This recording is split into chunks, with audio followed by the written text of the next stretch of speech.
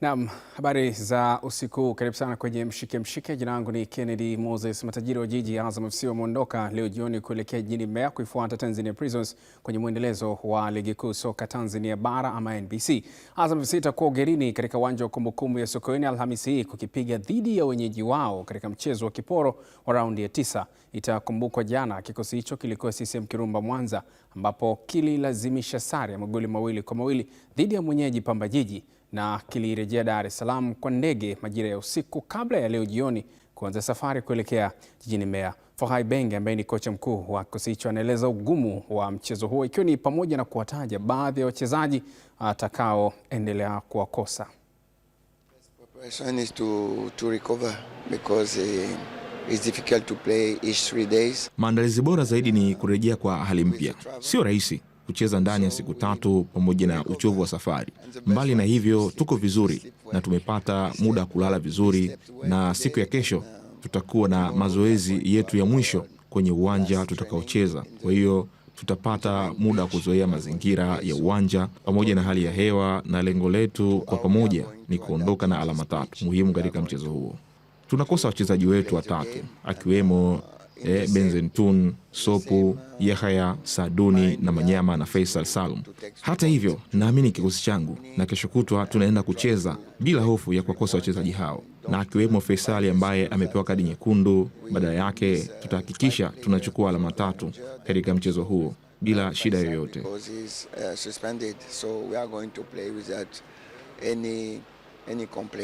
Kwanza jana tumepata sare ya 2-2, sio matukio ambayo tulikuwa tunayatarajia ama tunayahitaji kwa siku ya jana, kwani tulijiandaa kupata point 3 katika mchezo ule, lakini Mwenyezi Mungu alitupa matukio ya pointi 1 katika mchezo ule. Kwa hiyo kila mwana Azam FC ni anatakiwa aamke kuanzia pale, kwa maana tuliruhusu goli 2 mapema, then tukatoka 2-2 mpaka 2-2 tukapata pointi 1. Ninaamini kila mchezaji alipambana katika siku ya jana ili mali tuweze kuipata hiyo point tulioipata, lakini katika mchezo ujao inabidi tuongeze kuanzia pale tulipoishia siku ya jana tuweze kupata point 3. Kwa hiyo ni sisi kama timu kuona tunaingiaje, tunaingia na game plan gani, tukishirikiana na walimu wetu ili mali tuweze kupata point 3 katika mchezo wa Prison. Kwa upande wa afisa habari na mawasiliano wa klabu hiyo Hashim Mwibwe ameeleza wazi licha ya kutoka sare dhidi ya Pamba Jiji na kuwepo kwa mfululizo wa michezo, bado wanaimani watafanya vizuri kwenye michezo inayofuata ili kuhakikisha wanapata alama 3. Hadithi yetu na mechi za away huwa mara nyingi inakuwa sio nzuri sana, na especially mchezo ambao tumetoka kucheza dhidi ya Pamba pale Kirumba. Good enough ni kwamba hatujapoteza mechi na vijana wetu walipambana tukiwa pungufu, wakafanikiwa kukamilisha mpango ambao tulikuwa nao kama club ili kufikia lengo. So palipobaki ni kuhakikisha kwamba kila alama ambazo zinakuja mbele yetu tunazikumbatia, kila alama ambazo zinakuja mbele yetu tunaondoka nazo. Mechi na Tanzania Prison haitakuwa mechi rahisi, especially kwenye uwanja wa Sokoine Mbeya. Kuna mchezaji wetu nyota Faisal anakosa huo mchezo, mashabiki wana wasiwasi, lakini sio jambo ambalo linapaswa kuwapa shaka yote kwa sababu ya upana wa kikosi chetu ambao tuko nao. Kila mtu anaweza kucheza ile nafasi na anaweza kuaccommodate, na kwa wale ambao wana mashaka pengine na Faisal kwenda kwenye Mzizima Derby au Dar es Salaam Derby, wasiwe na mashaka. Faisal atakosa mchezo unaofuata huu ambao tunakwenda kucheza dhidi ya Tanzania Prison. Atakosa mchezo wa FA ambao tunacheza dhidi ya Mbeya Kwanza Azam Complex Chamazi, na baada ya hapo Mungu akipenda atarejea kwenye mchezo dhidi ya Dodoma Jiji na mchezo wa Young Africans. Obvious ni mchezaji ambaye atakuwepo kwa sababu ni miongoni mwa silaha adimu ambazo tuko nazo. Kwa hiyo ni watoe mashabiki shaka hilo. Focus ni kwenye huu mchezo ambao tunakwenda kuufuata sasa hivi dhidi ya Tanzania Prison. Asante. Naam, tugeukie kuwatazama wananchi Young Africans sasa, ambapo mabingwa watetezi na vinara wa ligi kuu NBC hao wa Tanzania bara hapa nawazungumzia Young Africans ambao wamewasili mkoani Singida tayari kwa ajili ya kupepetana na wenyeji wao Singida Black Stars. Yanga itashuka dimbani Alhamisi wiki hii kwa maana ya Machi 5 kukipiga na Singida Black Stars katika mchezo wa kiporo raundi ya 9 wa ligi kuu NBC Tanzania bara utakaochezwa kwenye uwanja wa Airtel pale Singida. Young Africans wameondoka Dar es Salaam mapema leo kupitia Dodoma kwa usafiri wa SGR kabla ya kuunganisha kwa safari nyingine kuelekea mjini Singida, ambapo kesho itafanya mazoezi yake ya kwanza na ya mwisho kwenye uwanja huo wa mechi. Naam, muda huu sasa tuangalie maoni kupitia kurasa zetu mbalimbali za mitandao ya kijamii na kile ambacho umetuandikia kutokana na swali ambalo tulikuuliza. Kama ambavyo unafahamu, ligi bado inaendelea na imekuwa ya moto sasa hivi. Karibu kila baada ya siku mbili kunakuwa kuna mchezo wa maana na mzuri kweli kweli. Sasa swali lilikuwa linahoji, Mwananchi tayari ndani ya Singida. Ni Singida Black Stars dhidi ya Young Africans Alhamisi hii. Je, mizani ya mchezo huu imekaaje kwa upande wako? Lengo lilikuwa ni kusikia mtazamo wako. Tuone sasa kile ambacho umetuandikia kupitia kurasa zetu za Facebook pamoja na Instagram.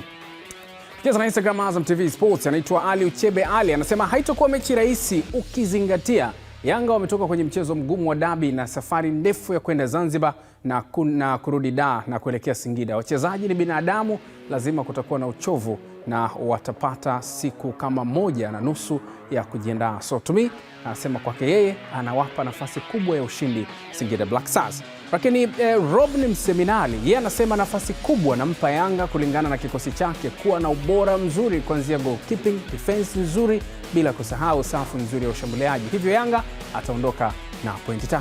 Lakini Jafari Kopo wa Moshi Kilimanjaro, yeye anasema kwangu mimi bado naiona mechi hii kuwa na mizani sawa kutokana na madaraja ya wachezaji kushabihiana. Itakuwa mechi yenye msisimko na ufundi mwingi, japo atakayechanga karata zake vizuri ndiye atakayepata matokeo mazuri. Ni maoni yake hayo. Tutazame sasa maoni mengine kupitia ukurasa wa Facebook sasa Azam Sports. Ismail Saki wa Mandewa Singida, yeye anasema ni mechi ngumu sana kwa Yanga, lakini makosa ya Black Stars yanaweza kuipa Yanga point kwa kuwa Singida kuna kipindi wanajisahau kuwa wanapaswa kushindana haswa. Lakini JR Mbega yanajitoa hivyo, anasema naitwa Ubaya Mbega kutoka Bagamoyo.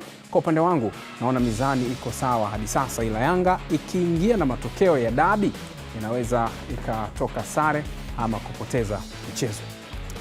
Tumalize na Isaka Yohana, yeye anasema kwa ukweli mchezo huo ni mgumu, ila timu itakayofuata maelekezo ya mwalimu wao vizuri itapata matokeo mazuri. Pia ubora wa timu kiujumla utafanya mechi hii kuwa bora, na pia uwezo wa wachezaji mmoja mmoja uwanjani utaamua mchezo huo siku ya Alhamisi, anasema Bai Isaka kutoka Babati, Manyara. Haya ni maoni ambayo wadau wetu wametuandikia kupitia kurasa zetu mbalimbali za mitandao ya kijamii. Nizungumze sasa na mchambuzi Andrew Kinga Mkono kuweza kusikia kutoka kwake mtazamo wake kuelekea mechi hizo mbili ambazo ni mechi nzuri na kubwa. Kwa mfano, Azam FC kukipiga kwenye uwanja wa Kumbukumbu ya Sokoine haitakuwa mechi nyepesi kabisa. Lakini pia Young Africans naye yupo mkoani Singida ambako pia atakuwa na shughuli zetu. Tuanze kuwatazama Azam FC. Azam FC ametoka kusare 2-2, amerejea Dar leo jioni. Tunavyozungumza sasa yuko jijini Mbeya, atakuwa na minyana na wenyeji wake pale. Nini unakitazama ukikiona kwenye mfululizo wa Azam FC na mechi za ugenini kuelekea mchezo huo ugenini Sokoine? Ni mechi ngumu kwa Azam kama mechi nyingine, japokuwa yeye ametoka mbali safari, amecheza Mbeya, muda wa kupumzika ni mchache, japokuwa ametumia ndege kwenda Mbeya, bado hiyo kuna ile fatiki ya kwenye ndege vile vile inawakuta wachezaji, uzoefu wao, na wanamkosa nyota wao Faisal kwenye mchezo huo unaokuja. Kwa hiyo bado unaona kuna nafasi ya wenyeji kunufaika na mazingira hayo. Japokuwa kwa kikosi na hali ya Prison kwa sasa, unaona Azam bado wana nafasi kubwa ya kufanya vizuri kwenye mchezo huo, kwa sababu wao bado wana timu nzuri, imetoa sare, lakini hiyo sio sababu ya kwamba wao kwenda kupoteza mechi hii, na najua kabisa Azam watakwenda kwenye mechi hii kwa lengo moja, kwamba tumetoa sare kama ni somo. Kwa hiyo hii itabidi tuongeze juhudi na tujikaze zaidi. Kwa hiyo huo ndo mtihani ambao Prison wanaenda kukutana nao. Prison safari hii wamebadilisha kocha, wamempa Shedrack Nsajigwa, anaiongoza timu. Kwa hiyo unaona bado na mwenye kocha ni mpya na timu iko kwenye mazingira magumu. Kwa hiyo hicho nacho ni sehemu nyingine ambayo inawapa nafuu Azam kwao kuelekea kwenye mchezo huu dhidi ya Prison. Najaribu kuangalia mwendelezo wa kile ambacho Azam wamekuwa wanakifanya pindi wanapocheza za ugenini, lakini kutoka nyuma kwenye magoli 2-2 mpaka kurejea kuweka mzani sawa, pasina shaka inaonyesha Azam wana timu ya aina gani kuanzia kwenye pitch mpaka kwenye benchi lao la ufundi. Hichi anachokipitia Tanzania Prisons kwenye mechi nyingi hivi karibuni, atakuwa na kibarua kigumu machepesi kiasi gani? Yuko nyumbani na mechi ambayo anacheza dhidi ya timu yenye nyota wengi, kwa nyota mchezaji mmoja ambao wana uwezo mkubwa, lakini pia kwenye benchi la ufundi nyota mzoefu kama Fohai Benge ambaye sabu zake 2 tu zilikwenda kubadilisha upepo dhidi ya Pamba mchezo. Yaani ndio tunachosema kwamba kwa Azam wao huu ni mtihani mwingine, kwa sababu tumemsikia Benge anasema lengo lake ni kuhakikisha kwamba naye msimu huu anamaliza miongoni mwa nafasi 3 za juu. Unamalizaje nafasi 3 za juu kama unakubali kupoteza pointi dhidi ya Pamba? unakubali kupoteza points dhidi ya Prison. Kwa hiyo hii ni mechi ambayo Ibenge atakwenda kutaka kutimiza lengo lake, kwamba ni kuhakikisha Azam inarudi kwenye mstari wake wa ushindi na kusimama vizuri kwenye msimamo. Kwa hiyo hapa ni kuwatumia wachezaji wake, anamhitaji Ngita awe vizuri, Kitambala Bola awe vizuri, katikati viungo wawe vizuri, wakina Emidi Mau waonyeshe uwezo. Safu yake ya ulinzi kwa mara ya kwanza wameruhusu goli 2 katika mechi moja. Kwa hiyo na hii ni kitu ambacho nadhani kitakuwa somo kwake na kuhakikisha kwamba hilo jambo halitokei tena. Kwa hiyo huo ndo mtihani ambao Tanzania Prison wanakutana na mtu ambaye anajiuliza kwamba imekuwaje nimeruhusu goli 2 katika dakika chache, ndani ya dakika 44 walivyorudi kipindi cha pili, dakika 2 baadaye wakafungwa tena goli. Kwa hiyo ni maswali ambayo namuona Ibenge atakuja kuwauliza vizuri zaidi Tanzania Prison, ambayo Shedrack hii ni mechi yake ya kwanza kama kocha, ambayo anataka kuonyesha, japokuwa alikuwa anafanya vizuri kwenye ligi daraja la kwanza ile na timu yake, lakini sasa huko ni ligi kuu, Premier League, na Prison hali yao sio nzuri. Kwa hiyo nadhani hii inampa Shedrack Nsajigwa mtihani mkubwa zaidi kuonyesha kitu, lakini kwa matokeo yote unaona Azam wana nafasi kubwa ya kushinda, labda wenyewe wafanye uzembe kama walofanya kwenye mechi dhidi ya Pamba. Najaribu kuangalia mechi nyingine ambayo Yanga atakuwa na kibarua kizito pia dhidi ya Singida. Ni ugenini pia. Nini unakiona kuelekea mchezo huu? Kwanza kwa Yanga dhidi ya Singida, Yanga ana tatizo dhidi ya Singida. Mara zote wakati wote misimu kadhaa mfululizo anamfunga Singida kwa namna yoyote anavyoitwa.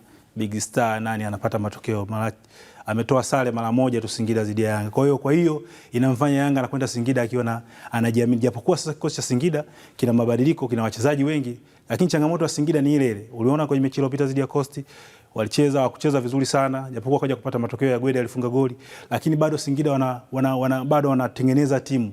Wana wachezaji wazuri lakini hawana timu nzuri. Kwa hiyo nadhani kocha wao yule na manager Osman anajaribu kuitengeneza timu yake ili kufanya iwe timu ya ushindani. Sasa wanakutana na Yanga ambaye amepoteza pointi dhidi ya Simba, na Yanga dhidi ya Simba, pamoja kwamba watu wanasema Yanga ilicheza vibaya, lakini Simba ilikuwa vizuri zaidi. Kwa hiyo siwaoni Yanga wakikubali tena kupoteza, hasa kama wana nia kuendelea kutetea ubingwa wao. Wanakutana na mtu ambaye ni familia yao, hawana tatizo naye. Kwa hiyo nadhani kwa Singida ndio mtani wao mkubwa. Yanga wana wachezaji wengi, wanaweza kumkosa Pacome, wanaweza kumkosa Job ambao ni majeruhi, lakini bado kuna watu wanaweza kuja kuonyesha kitu kipya ambacho kitawasaidia Yanga. Nadhani mechi Buba ana nafasi ya kuja kuendelea kuonyesha uwezo wake. Damalo atakosekana kwa sababu ana kadi 2-3 za njano, kwa hiyo atakosa kwenye mchezo. Kwa hiyo unaona bado kuna sehemu, kuna magepu, lakini bado kwa Yanga ina wachezaji wengi ambao wanaweza kuja kujaza hizo nafasi bila kuwa na tatizo na ikafanya mazuri. Ukiacha mechi za hapa katikati ambazo Yanga tunaweza tukasema alipata ushindi katika namna ambayo pia aliwazidi Singida kwenye mchezo aliocheza uwanjani. Mechi ngumu ya mwisho ambayo Singida alimpa Yanga, ambayo mjadala ulikuwa mzito sana, ilipigwa katika uwanja wa Amani pale visiwani Zanzibar, na mwalimu alikuwa Austin Patrick, kama utakuwa unakumbuka. Goli pekee la nyota ambaye sasa ana majeraha, hapa anazungumzia Pacome Zouzoua, dakika za jioni sana ndio ambao ulikuja kuamua. Sasa amekosekana kwenye dabi, na huko pengine kuna hati pia mambo yasicheze kwa sababu ya changamoto ya majeraha hapa na pale.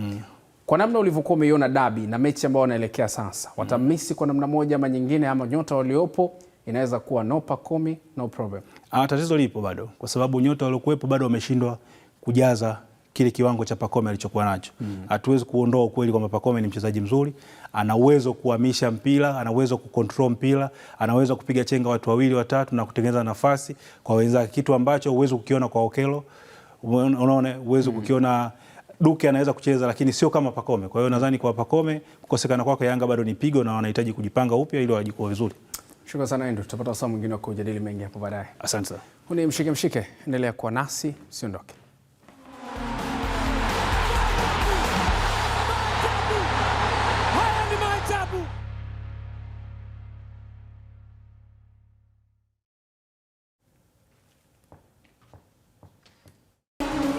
Asante kwa kuendelea kwa nasi. Huu ni mshike. Kikosi cha wekundu wa Msimbazi Simba kipo mapumzikoni kwa sasa, ikiwa ni mapumziko ya siku 2 kabla ya kesho kurejea katika uwanja wa mazoezi kujiandaa na mechi yake hatua ya 32 bora kombe la shirikisho la CRDB Bank.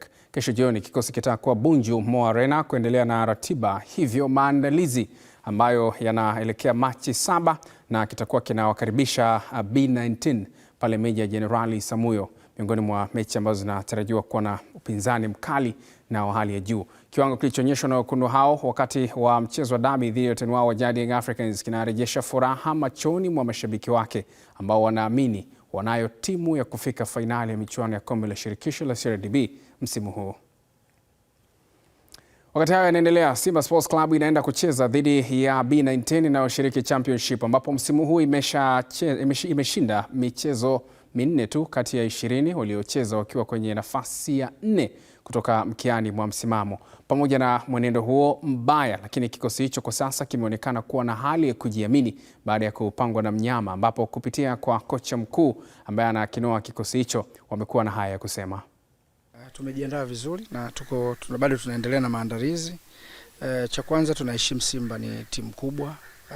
Mwaka jana nadhani wamecheza finali ya Confederation, na hata kwenye ligi yetu Simba ni title contender. Tunajua ni timu kubwa, lakini tunachojivunia kwamba tunaijua Simba inavyokuwa inaenda kufanya attack, wanakuwa kwenye shape gani.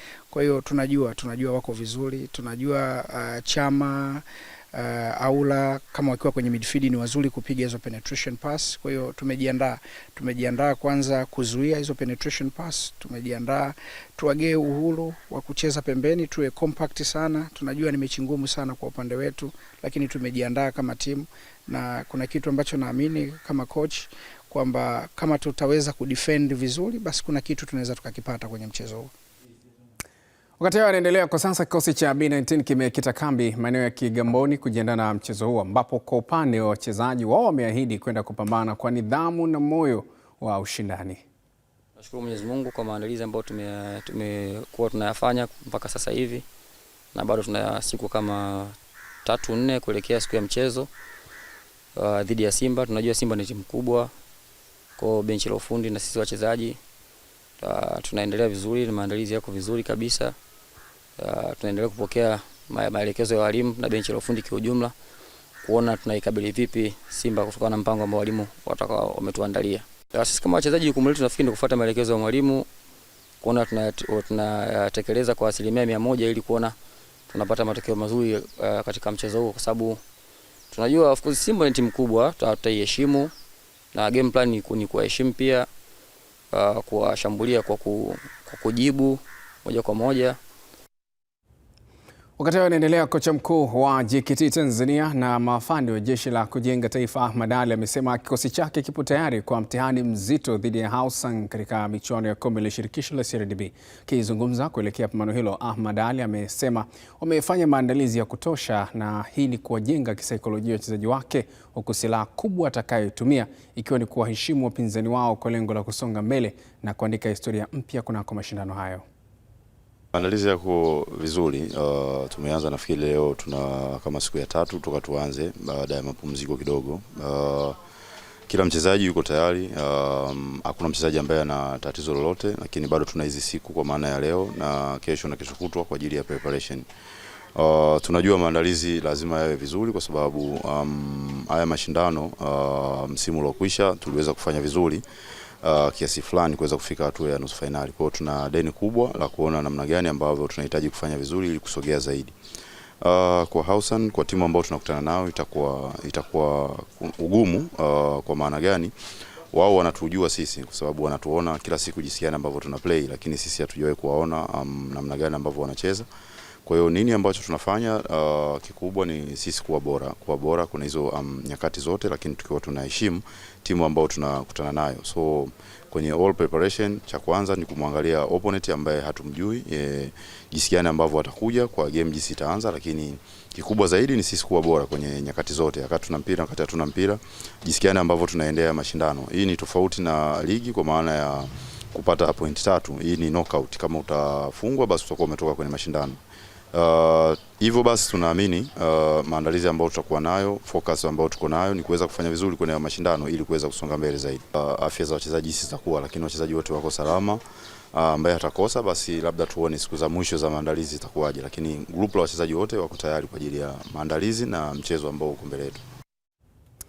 Wakati hayo yakiendelea, kikosi cha Mbeya City, timu ya kizazi kipya, imekubali kipigo cha goli 1-0 kwenye uwanja wake wa nyumbani wa Kumbukumbu ya Sokoine jijini Mbeya.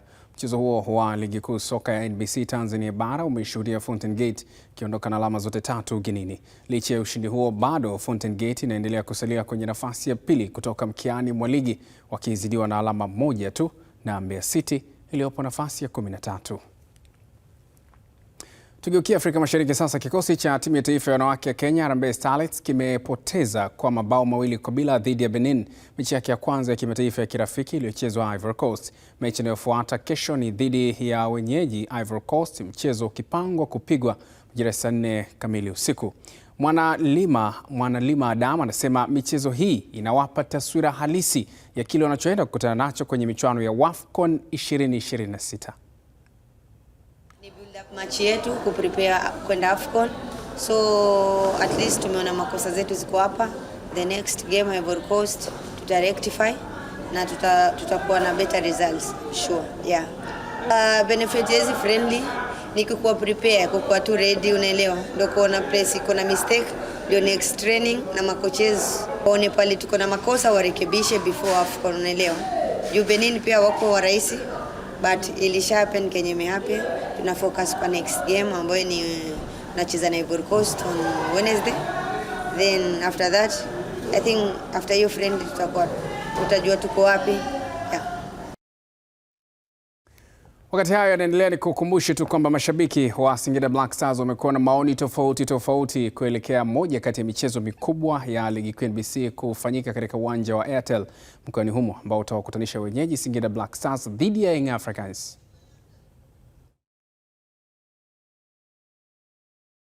Sisi kama tawi la Yanga mkoa wa Singida tumefanya hamasa kila sehemu ya mkoa wetu katika matawi yetu yote. Mchezo tutategemea utakuwa ni mgumu kwa sababu ligi na ushindani na Singida nao tupo katika harakati ya kutafuta ubingwa. Hivyo sisi kama Yanga ni wakubwa, tunategemea lazima tutapata ushindi kwa sababu tuna timu bora, timu yenye uwezo na timu yenye kila kitu. Kwa hiyo sisi kama mashabiki na wapenzi wa Yanga tunaamini timu yetu itatufurahisha, kwa sababu timu zote zina wachezaji wenye kiwango cha hali ya juu. Kwa hiyo tufurahie burudani tu katika uwanja wa Airtel mjini Singida. Ni shangwe la kutosha. Kwanza watakulamba asali na kuku pia watakula kwa wingi. Kwa hiyo kila laheri, tunawatakia Yanga yetu ushindi mnono. Ni furaha kubwa. Mashabiki tumejipanga, tuko vizuri. Tunaipokea timu yetu leo hapa Singida. Kwa hiyo nawakaribisha sana mashabiki wote, wananchi wote wa Young Africa. Mechi 5, mchezo utakuwa ni mzuri na kikubwa tupate pointi 3. Pointi 3 hapo ni muhimu, uhakika. Ni baadhi ya mashabiki hao wa Young Africans kutoka Singida wakitoa maoni yao kuelekea mchezo ambao utapigwa siku chache tu zijazo hapo kwa maana ya Alhamisi. Lakini hivyo ndivyo ambavyo tunakamilisha nusu ya kwanza ya Mshike Mshike.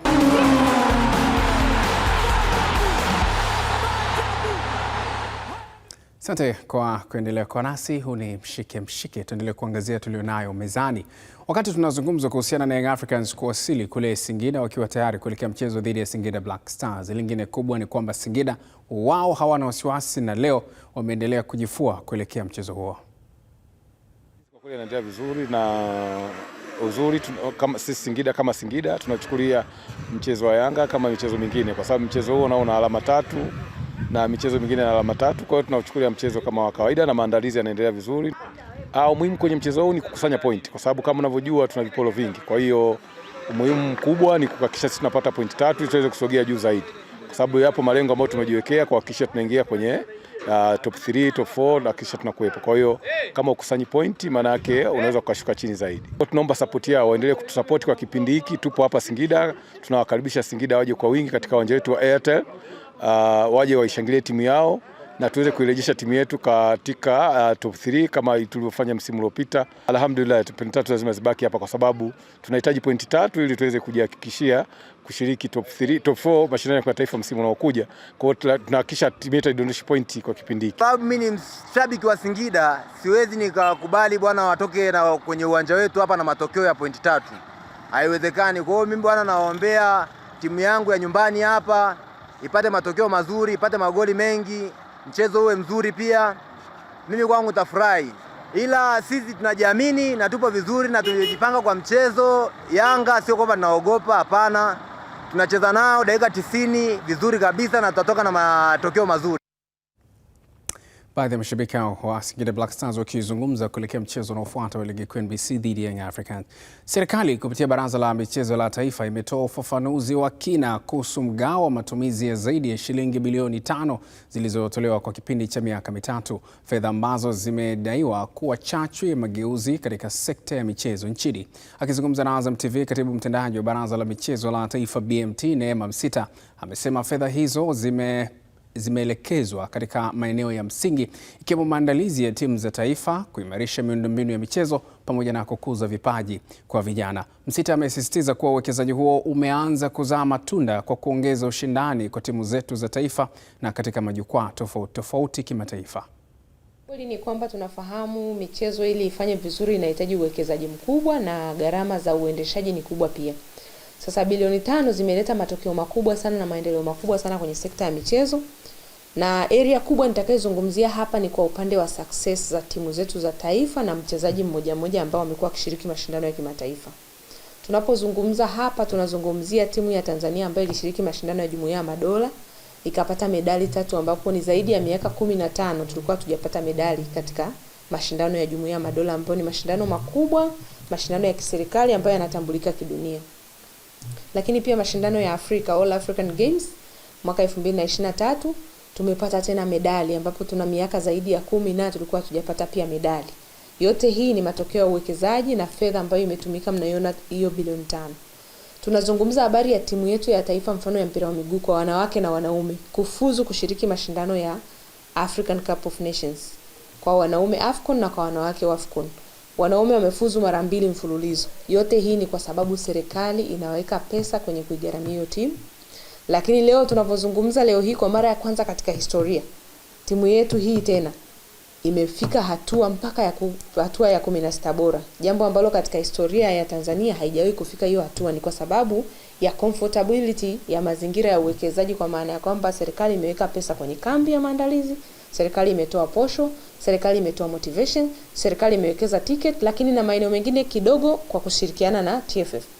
Lakini timu ya wanawake pia imefuzu mara ya 4 mfululizo kwenda mashindano ya Kombe la Afrika, na yenyewe ni kwa sababu serikali inaweka pesa wanapokuwa kwenye qualifiers zao, wanapokuwa kwenye mashindano yao, wanapewa fedha katika kambi yao. Lakini ukiachilia mbali hilo, hivi tunavyozungumza tuna ushuhuda wa kwamba kwenye mashindano yetu ya CHAN makubwa sana yaliyofanyika hapa nchini, timu yetu ya taifa kwa mara ya kwanza katika historia ilifika hatua ya robo finali. Sasa mtu anaweza akaona ni jitihada tu labda za uwanjani, lakini ukweli wa mambo ni kwamba katika mafanikio unayoyaona pale mbele kwa kiasi kikubwa sana yanatokana na uwekezaji mkubwa uliofanywa. Leo tunazungumza habari ya kuwa na medali ya dunia ya dhahabu ya mwanariadha Simbu, ambaye na yeye katika safari ile maandalizi na kila kitu tulishirikiana na chama, lakini uwezeshwaji kwa maana ya ticket kwenda katika mashindano na kurudi, serikali ilitoa pesa. Tuna medali nyingi sasa hivi za mchezo wa ngumi kutoka katika ukanda Afrika Mashariki, kanda zao za kimichezo, lakini mpaka Afrika. Tuna medali kwenye mchezo wa kuogelea. Tuna mashindano ya michezo ya cricket, tunakwenda mpaka kombe la dunia. Kwa mafanikio hayo ukiangalia kwa ujumla yake ni makubwa sana, ambapo kwa haraka haraka watu wanaweza wakazani labda tu ni mindset za Watanzania zimebadilika kwenye kucheza, lakini kikubwa ni kwamba pamoja na Watanzania kujitambua kuona umuhimu wa michezo, lakini kikubwa zaidi ni ule uwekezaji, kwa maana ya anapohitaji kusafiri anawezeshwa, anapohitaji kuwa na maandalizi ya kambi anawezeshwa, anapohitaji posho anapewa, anapohitaji kwenda kwenye mashindano anakuwa katika mazingira ambayo ni mazuri yanayomsaidia aweze kufanya vizuri. Naam, nizungumze sasa na Endo Kinga Mkono kwa mara nyingine kusikia kutoka kwake kuhusiana na tathmini fupi ya hilo. Ametanabaisha wazi Neema Msita kile ambacho kinaendelea kufanyika na matokeo ambayo yamekuwa yakiendelea kufanyika. Ukijaribu kutazama fedha ambazo BMT wamekuwa wakizitoa kwa timu za taifa za michezo, ni pesa nyingi kweli kweli. Kwa mfano, hichi ni kiasi cha fedha 2023, unaweza ukaona 23-24 zaidi ya milioni 810 zilitumika, milioni 810 175,075, pesa nyingi sana. Lakini ukijaribu kuangalia jinsi siku zinavyozidi kwenda imeongezeka, na kadiri miaka inavyosogea pesa inazidi kuwa nyingi. Ukiangalia kuanzia 23, 24, 25, 25, 26 Januari, pesa ni nyingi sana zinawekwa, na ukitazama sasa jumla ni takriban bilioni 5.8. Uwekezaji huu umejiakisi kwa kiasi gani kwenye michezo, ukiacha kile ambacho alikuwa anakigusia Msita kwa uchache? Kwa kwanza naipongeza serikali na BMT kwa sababu 2022 ndo walikaa kikao na kukubaliana kwamba sasa tuwe tuna support michezo kwa kutoa fedha, kwa kutimiza mahitaji yao. Walitoa na vigezo vyao vingi ambao waliviweka kuhakikisha kwamba hivi vyama, klabu ambazo zinafaidika na hizi fedha za serikali wametimiza hivyo vigezo. Na inavyoonekana ndio maana unaona katika mwaka wa kwanza tu kutoka 2022-23 walianza kidogo kwa sababu wengi walikuwa hawajafikia hivyo vigezo. Lakini unakuja hapa 24-25 kuna AFCON ambayo Tanzania sisi tulikuwa miongoni mwa wenyeji. Kwa hiyo unaona kabisa lazima serikali ilikuwa ishiriki moja kwa moja. Na kuna timu zetu nyingi sasa hivi zimeanza kufuzu. Kwa hiyo nadhani huu ni njia sahihi ambayo serikali inachukua, na nadhani na vile vile kuendelea kuvisisitiza vyama kuendelea kufuata utaratibu na kuonyesha kalenda nzuri za mashindano yao ili waendelee kukizi vigezo vya kupata fedha hizi kwa ajili ya mashindano yao ya kimataifa, kwa sababu wakati mwingine usaidizi unakuja unatokana na malengo yale ambayo yanawekwa kwa vyama, kwamba nyinyi chama kalenda yenu inasemaje. Kalenda ikishasema nyinyi mnaitekeleza kalenda. Kwa hiyo kama vyama vinatekeleza kalenda zao vizuri na kutimiza yale malengo na vigezo ambavyo BMT ilivitoa kwa vyama, wanastahili kupata hizo fedha ili kwa ajili ya kusaidia vijana na kukuza mchezo, kwa sababu mchezo unahitajika kukua. Na unakuwa wapi? Kwa vijana kucheza michezo mingi na timu za taifa ziende, kwa sababu kulikuwa na changamoto moja ambayo tuna wachezaji wa timu chache zinapeleka wachezaji nje. Timu zetu za riadha mara nyingi ilikuwa viongozi wanakuwa wengi kuliko wanariadha. Kwa hiyo nadhani kuanza kupatikana kwa fedha hizi ina maana itachochea sasa vijana wengi na wana michezo wengi kwenda kwenye michezo kuliko idadi kubwa ya viongozi. Na wakati mwingine tunashindwa kufanya vizuri kutokana na hiyo idadi yetu ya usimamizi na washiriki wetu ni wadogo kwenye michezo. Hizi ni baadhi ya timu ambazo zimenufaika. Kikosi cha CHAN 2024, AFCON 2025, Twiga Stars wa AFCON 2024 pamoja na Singida Black Stars. Unapima vipi mzigo uliowekwa na mafanikio ya maeneo ambayo pesa hizo waliziinject ama waliziweka?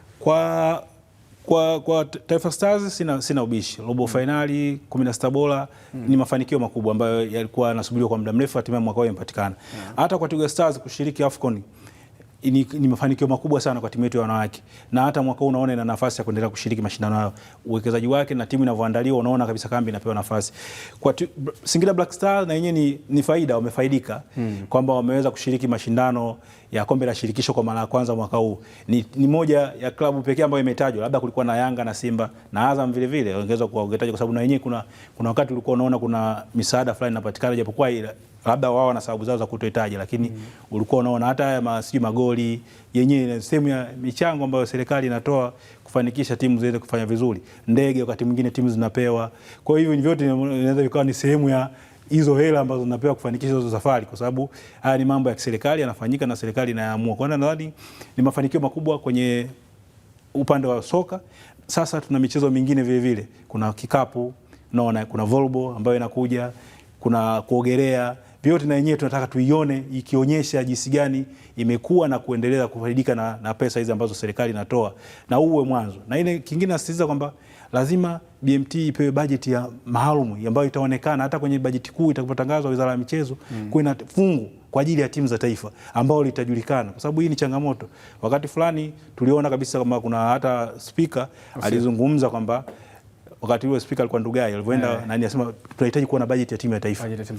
Bana, mbali na michezo hiyo ambayo tumeitazama hapo na baadhi ya wanufaika wengine, kuna netball, pool table, ngumi, amputee kwa maana ya walemavu, lakini pia Paralympic ambayo ni walemavu pia, gofu wanawake, timu ya wavu, timu ya judo, timu ya gofu na timu ya kuogelea. Wanaonufaika ni wengi. Ukiacha football ambayo inafuatiliwa na wengi ama maeneo ambayo inaonekana kirahisi, huku kwingine inakwenda kusaidia kiasi gani kukuza michezo hilo sana? Na hii michezo ndio michezo mikubwa sana ambayo watu wanashiriki ni wachache, lakini ina umuhimu ya kupewa nafasi. Kwa hiyo kama sasa na wenyewe wameanza kufaidika, na hawa wanafaidika kwa sababu gani? Wakiwa na kalenda nzuri za michezo. Unajua wakati mwingine hivi vyama vinaonekana vingi, vinaonekana vyama vya mifukoni au vyama vya watu fulani. Kwa hiyo wanakuwa wako mbali, kwa sababu kuna vile vigezo BMT iliviweka. Na kama hivi vyama vinafuata, nasisitiza kwamba hivi vyama vikifuata vile vigezo, wanastahili kupewa hiyo hela, kwa sababu watakuwa wanachangamsha michezo huku chini kwenye ambao wahusika wapo. Kwa hiyo nadhani ni hatua kubwa, tunabidi tuwapongeze BMT na serikali kwa ujumla kwa kutoa hizi pesa kwa wanariadha. Unaona, kwa hiyo ni kitu kikubwa ambacho kinafanyika. Kuna wana michezo binafsi pia ambao ni wanufaika wa hicho ambacho kinafanywa na serikali. Kwa mfano Alphonse Simbu, mwanariadha huyu kutoka Tanzania, kuna Grace Mwakamele ambaye ni bondia, lakini pia kuna Yusuf Changarawe. Wote hawa ni mabondia, na siku miezi kadhaa nyuma wote walipambana pale Kenya kama utakuwa unakumbuka. Yes.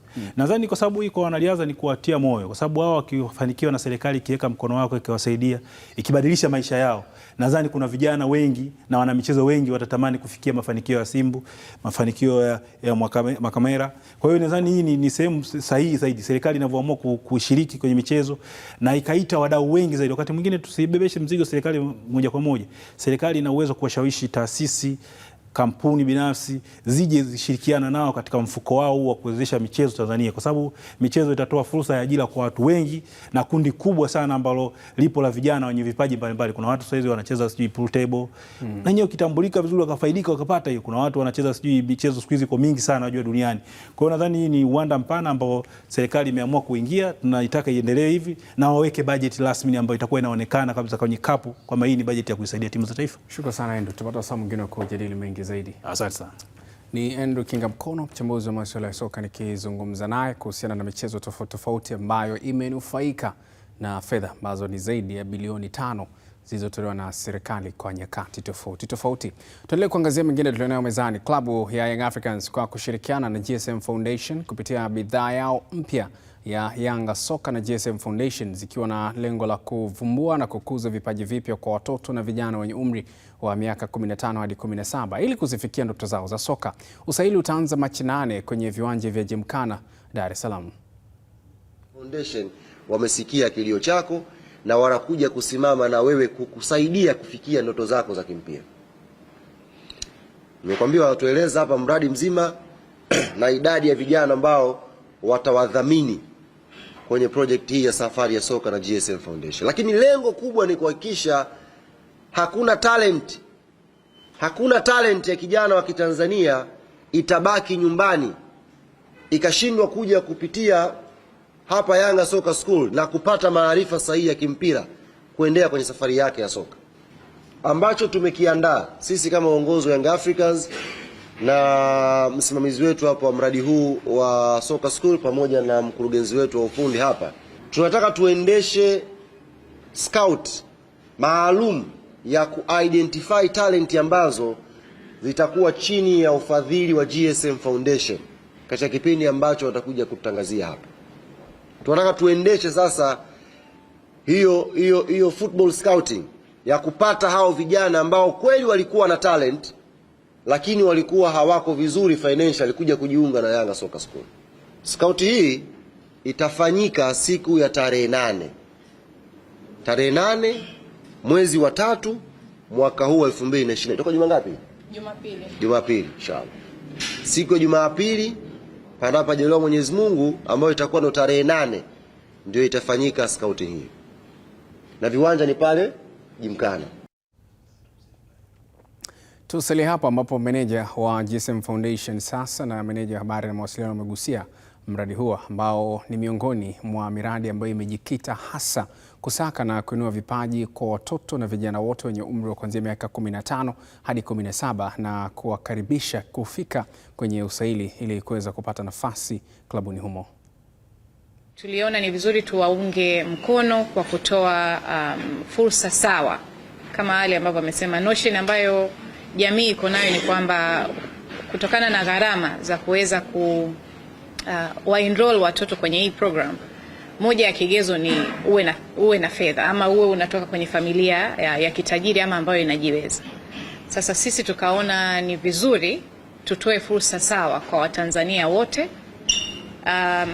Kigezo kikubwa kikiwa ni talent. So as long as una talent, whether umetoka kwenye familia ambayo inajiweza ama haijiwezi kiuchumi, nadhani wote tunatakiwa tuwe na fursa sawa ya kuweza kushiriki na kuweza kutimiza ndoto zetu, hususan zile za kufikia malengo ya kimichezo. Sasa sisi GSM Foundation kama ambavyo Ali amesema, leo rasmi tunatangaza kuunga mkono jitihada za Yanga Soccer School kwa kufadhili watoto 20 kwa awamu ya kwanza. Kama ambavyo Ali amesema, phase 1 tutasupport watoto 20 ambao pamoja na vigezo vingine Ali alivyosema kwamba kuzingatia umri, kuzingatia ridhaa ya mzazi ama mlezi. Kigezo kingine ambacho sisi kama GSM Foundation tutakiangalia sana ni kuhakikisha kwamba kweli hawa watoto wanatoka kwenye familia ambazo hazijiwezi kiuchumi ama zinatoka katika hali duni ya kiuchumi. Niwashukuru wazazi walioweza kujihimu kuwaunganisha watoto kwenye programu yetu, na nichukue nafasi hii kuwashukuru waandishi wa habari kwa ushirikiano mliotuonesha kuanzia mwanzo mpaka leo, na niombe kipekee kuwakaribisha mashirika binafsi, international organizations na serikali iweze kuona umuhimu wa kuweza kuwekeza kwa vijana wadogo. Tunaamini tukimbadilishia maisha kijana katika ngazi 14, 15, 16, 17 kwa muda mchache sana tunaweza kubadilisha hata hali za maisha za familia zao, au tunaweza kusema generation yao. Anaweza kubadilisha mtu maisha na ikawa ni mabadiliko ya historia kwenye familia hiyo. Ni meneja mradi wa Yanga Soka School. Endelea kufuatilia Mshike Mshike. Twende break kidogo, tutarejea, usiondoke.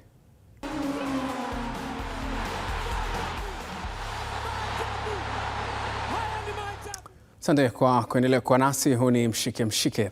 Baada ya kimya cha muda mrefu, klabu ya KMC kutopata mwendelezo mzuri kwenye michezo yao ya ligi kuu NBC, afisa habari wa klabu hiyo Halid Chukuchuku amesema ukimya huo ni kwa ajili ya kupisha mwezi mtukufu wa Ramadhan, huku akiendelea kwa kusema kuwa kukijenga kikosi ndicho kikubwa ambacho wanaendelea kukifanya hivi sasa, na wanachotaka ni kurudi wakiwa bora zaidi kwenye michezo yao itakayoendelea mwezi Aprili.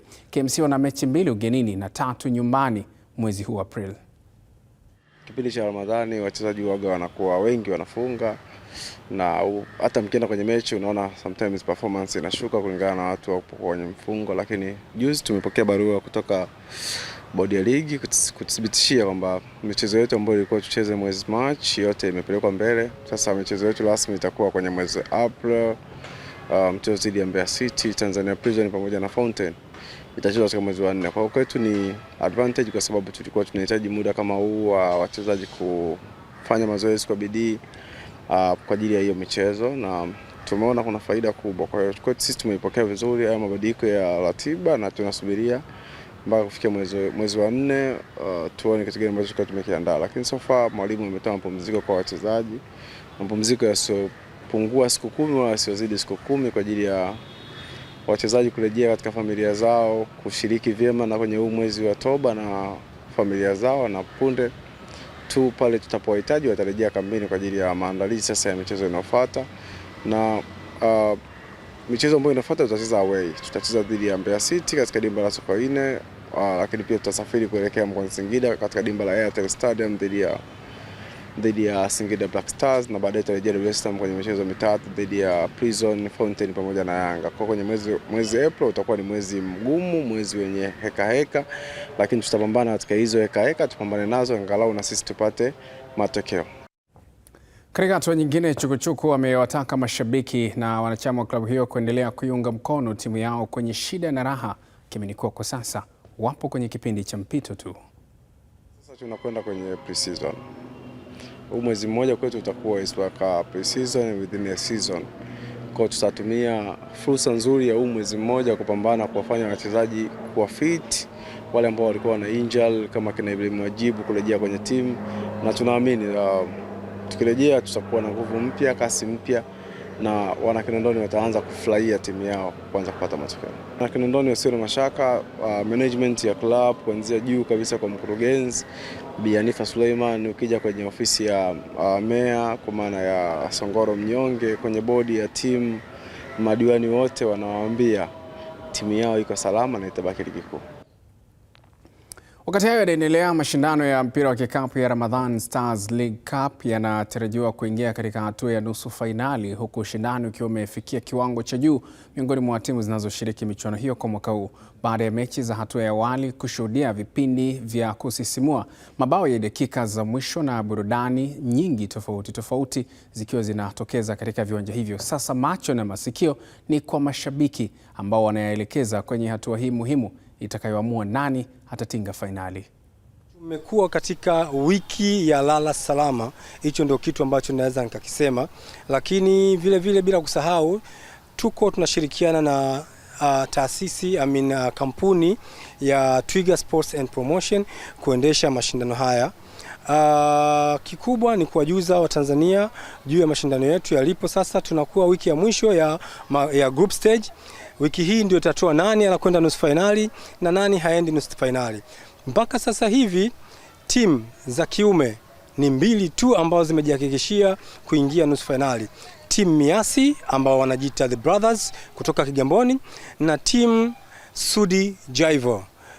Hii ni timu kutokea maeneo ya Kinondoni. Hizo ndio timu 2 ambazo tayari zimejihakikishia kuingia hatua ya nusu finali, ambayo tarehe 5 tutaanza michezo ya awali na tarehe 6 na tarehe 7 kwa wiki hii. So tunawakaribisha sana pale viwanja vya Don Bosco Oysterbay kama kawaida kuanzia saa 12:30. Games zitaanza saa 1 kamili kwa sababu ya muda na watu wanatakiwa iftari. Kwa hiyo games zitaanza saa 1 kamili jioni. Naam, mpaka hapo niseme hatuna la ziada kwa sasa. Kwa niaba ya wote ambao wamefanikisha matangazo haya, kabla sijaondoka, ni kukumbusha tu machache kati ya yale ambayo tulikujuza leo kupitia mshike mshike. Ilikuwa ni pamoja na haya: mabingwa watetezi Young Africans wamewasili mkoani Singida na Alhamisi wiki hii wataminyana dhidi ya Singida Black Stars Airtel Stadium. Azam FC ni mwendo wa anga tu waifuata Tanzania Prisons jioni ya leo kule Mbeya. Mwisho wa mshike mshike leo. Kwa niaba ya wote ambao wamefanikisha matangazo ya usiku huu, jina langu ni Kennedy Moses. Kesho nayo ni siku. Uwe na usiku mwema.